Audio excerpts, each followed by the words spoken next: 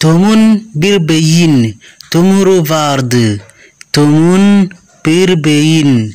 Maskaxda Tom. Tomorrow buro vardı. Ayaa ku tiilay. Bismillahirrahmanirrahim. Assalaamu calaykum waraxmatullaahi wabarakaatuhu. Halkani waa iskuul kolleynka shaqoonta. Anigana waa Macallin Cabdiqaadir. Ku soo dhawaada barashada luqadda Turkishka iyo jumlada cusub.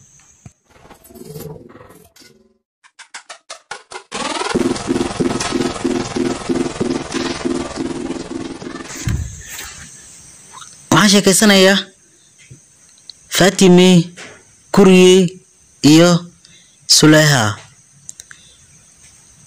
Fatime ayaa waxay tiri hosh gaaldamiis soo dhawow. Kuriye oo laga wado qofka guriyaha alaabta ugu keena, tusaale online ay wax ku iibsatay, qofka guriga kugu keeno Kuriye ayaa la yiraahdaa. Hosh buldug ayuu yiri Suleha hanum. Marwa Suleha waxay ka dhigan tahay Suleeqa. Anaga Suleeqa soo ma dhahno, Suleha ee dhaayiga. Suleha hanum, Marwa Suleha ama Marwa Suleeqa. Efdem guriga miyay joogtaa? Fatime waxay tiri evet ha efde guriga ayay joogtaa. Oda sinda qolkeeda